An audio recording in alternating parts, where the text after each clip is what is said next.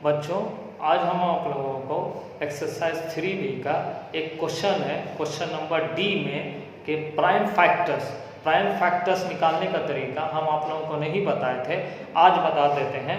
ध्यान से सुनो और समझो इसको। प्राइम फैक्टर्स बनाने से पहले आपको ये जानना होगा कि प्राइम नंबर बोलते हैं किसको। प्राइम नंबर किसको बोलते हैं?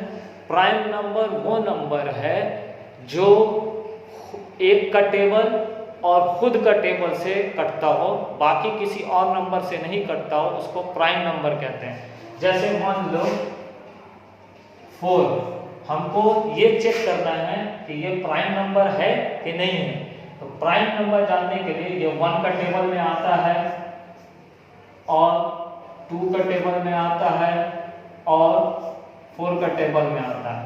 ये इतना टेबल में आता है। तो ये 1 का टेबल में भी आ रहा है 4, 2 का टेबल में भी आ रहा है 4, 4 का टेबल में भी आ रहा है 4, यानी 1 का टेबल में तो आ ही रहा है, खुद का टेबल में आ ही रहा और साथ ही साथ 2 का टेबल में भी आ रहा है। तो ये प्राइम नंबर नहीं होगा।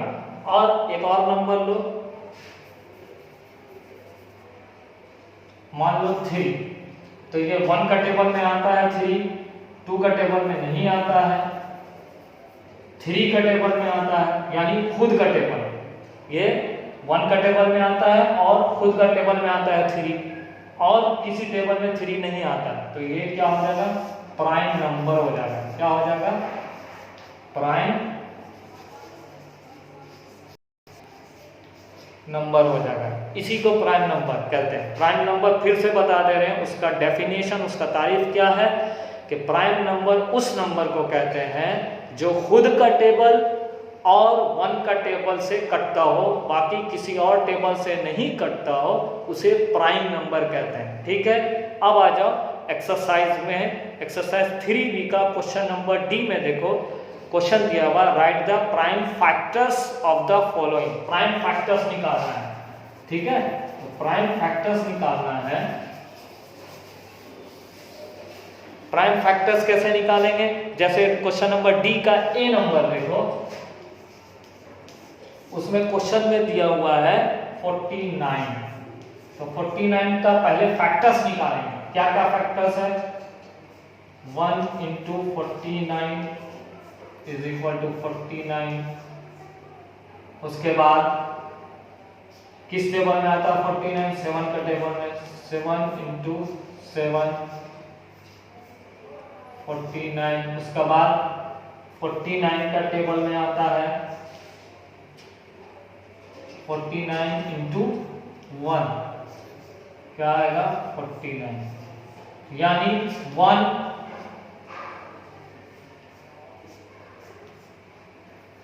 और 7 और 49,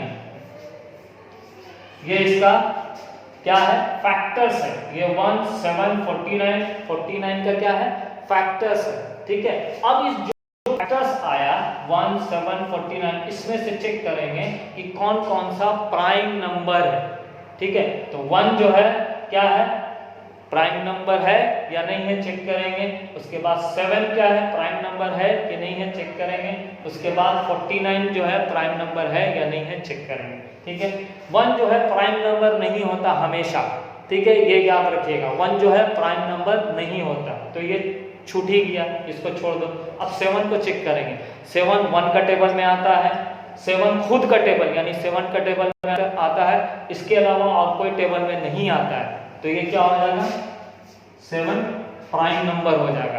ठीक है, अब 49 1 का टेबल में आता है, 7 का टेबल में आता है और 49 का टेबल में आता है। तो 1 का टेबल में और खुद का टेबल में आता है, साथ ही साथ 7 का टेबल में भी आता है, इसलिए ये प्राइम नंबर नहीं होगा। तो इसका जो है 49 का प्राइम फैक्टर्स क्या हो गया? अब यहाँ पे नीचे में लिखेंगे, देयरफॉर प्राइम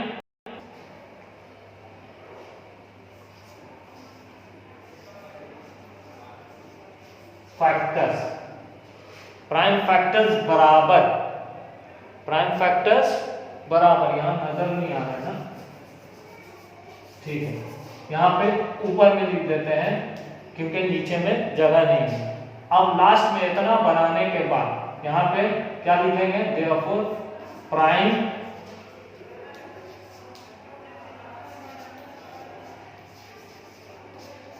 फैक्टर्स बराबर, इसमें से क्या 1749 आया था, ठीक है 1749, इसमें से सिर्फ 7 प्राइम नंबर था, इसलिए मेरा प्राइम फैक्टर 49 का प्राइम फैक्टर क्या हो जाएगा, सिर्फ और सिर्फ 7, ठीक है, ये 7 आंसर हो जाएगा, जवाब हो जाएगा, ठीक है। फिर से बता रहे हैं 49 का हमको प्राइम फैक्टर निकालना है, तो प्राइम फैक्टर निकालने के लिए पहले इसका फैक्टर्स कौन कौन सा है ये निकाल लेंगे। फैक्टर्स निकालने के बाद फैक्टर्स में जो आंसर आएगा उसमें चेक कर लेंगे कि कौन कौन सा प्राइम नंबर है, जो जो प्राइम नंबर होगा वो उसका प्राइम फैक्टर्स होगा और वही जवाब होगा, ठीक है। ये क्वेश्चन, ये एक्सरसाइज 3B का क्वेश्चन नंबर डी बनाने का तरीका यही है, ठीक है। आप लोग गौर से देखोगे समझ में आएगा, ओके।